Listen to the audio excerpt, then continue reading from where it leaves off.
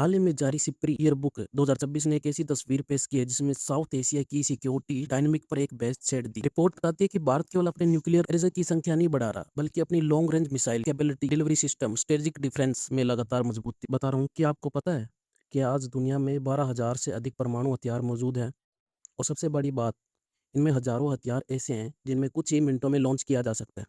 लेकिन आज की कहानी रूस और अमेरिका की नहीं है। आज की कहानी है भारत, चीन, पाकिस्तान के बीच बदलते स्ट्रेटेजिक बैलेंस की।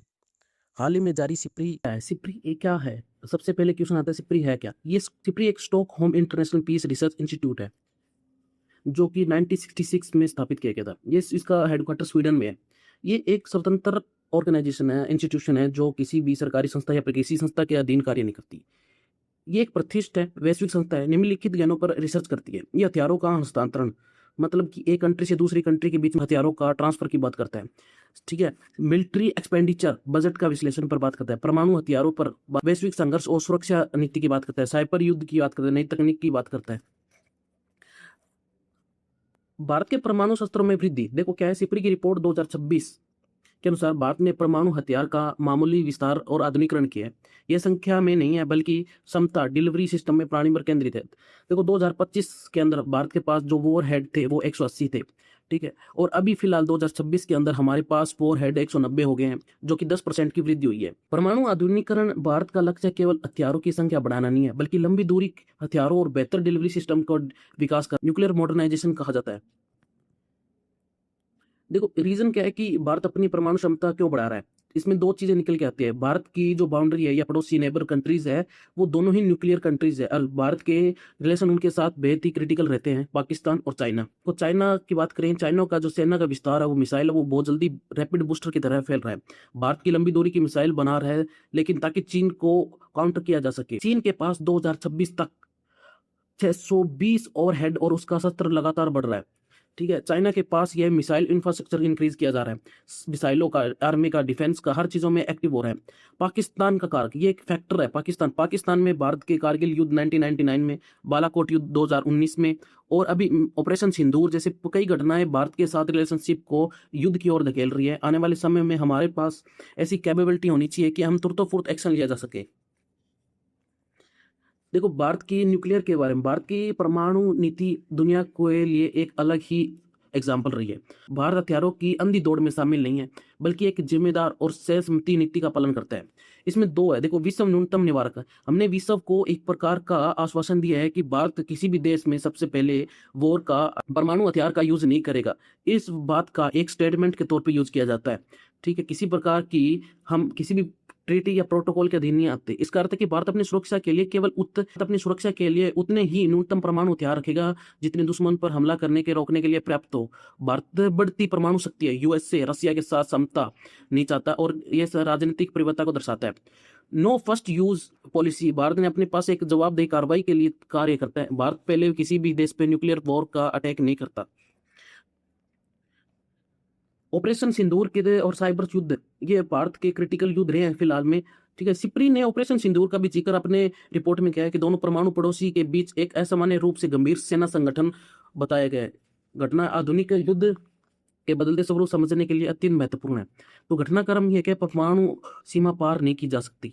ठीक है। एक सीमा है, उस पार सीमा को पार नहीं किया जा सकता। भारत ने तनाव के बावजूद अपनी सीमा के अंदर रहते हुए सर्जिकल स्ट्राइक या फिर ऑपरेशन सिंदूर के अंदर पाकिस्तान के आतंकवादी इंफ्रास्ट्रक्चर को डैमेज किया था। युद्ध का नया रूप है ये।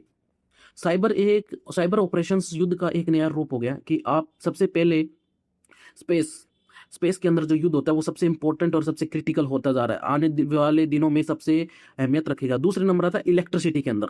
ठीक है। इलेक्ट्रॉनिक चीजों में, इलेक्ट्रिसिटी चीजों में। तीसरे नंबर आता है साइबर। ठीक है। साइबर तीसरे नंबर आता है। चौथे नंबर आता है और परमाणु हथियार। पांचवें नंबर जो मिलिट्री, एयरफोर्स, नेवी, ये पांचवें नंबर पे युद्ध हो गया। आज के टाइम में साइबर ऑपरेशन ये इंपॉर्टेंट ज्यादा रखते हैं। इनके साइबर अटैक को, पूरे एक सिस्टम को विखंडित कर सकते हैं। देखो एक्सपेंडिचर में हमारा भारत का रक्षक है। मिलिट्री एक्सपेंडिचर भारत विश्व में पांचवा स्थान रखता है।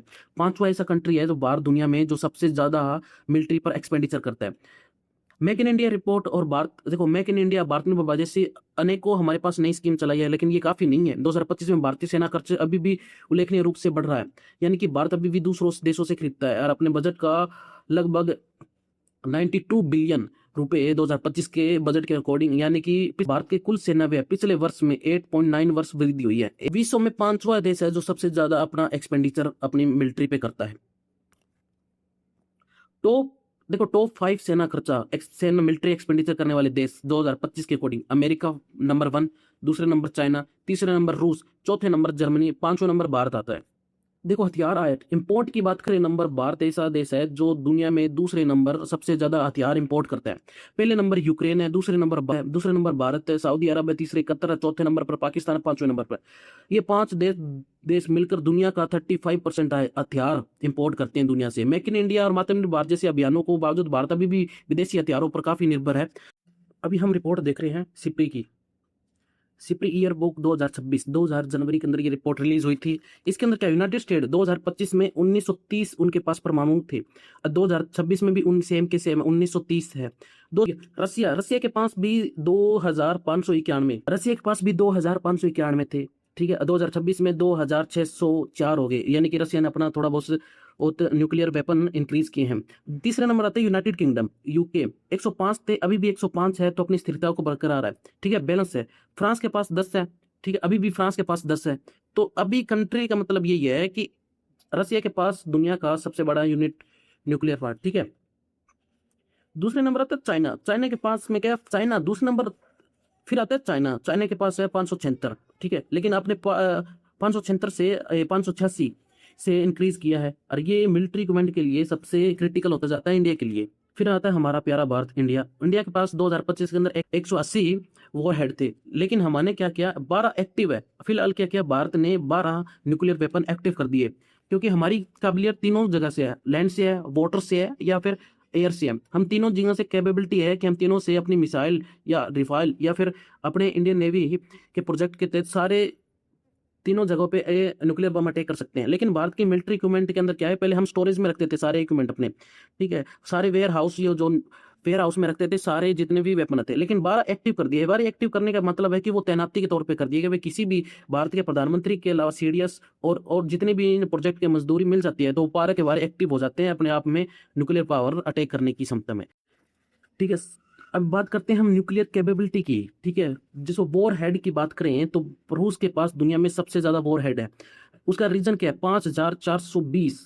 उसका रीजन है कि भारत, अमेरिका, फ्रांस, ब्रिटेन, ये तीनों ही कंट्री रसिया के खिलाफ अपने वॉर हेड यूज करने के लिए प्रेरित रहती है, क्योंकि देखो 5442 वॉर हेड हो गए हैं, ठीक है। ये मामूली सी कमी की है इन लोगों ने। चीन की बात करें, चीन ने 20 इंक्रीज किए हैं, 600 से 620 कर दिए गए। इन लोग दोनों कंट्री ने अपना परमाणु वेयर होल्ड को 2026 के अंदर थोड़ा कम किया है। फ्रांस की बात करें, फ्रांस ने 290 से 370 किया है। यह शस्त्र में वृद्धि का एक संदेश है। अब यूके ने 225 से लेके 225 स्थिर है अभी फिलहाल।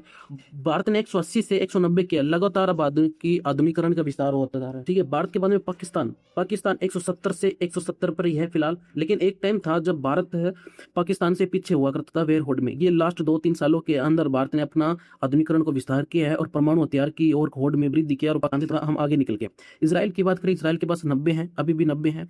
उत्तर कोरिया की बात करें, इसके पास 50 है, इसने 60 है, इसने भी 10% अपना लगातार वृद्धि की है। इन दुनिया में इतने कंट्री है जिसके पास परमाणु हथियार है, इनका सीक्वेंस बाय और कंट्री के नेम याद रख लेना, किस किस कंट्री के पास वेयर होल्ड है, यानी कि वेयर हेड है।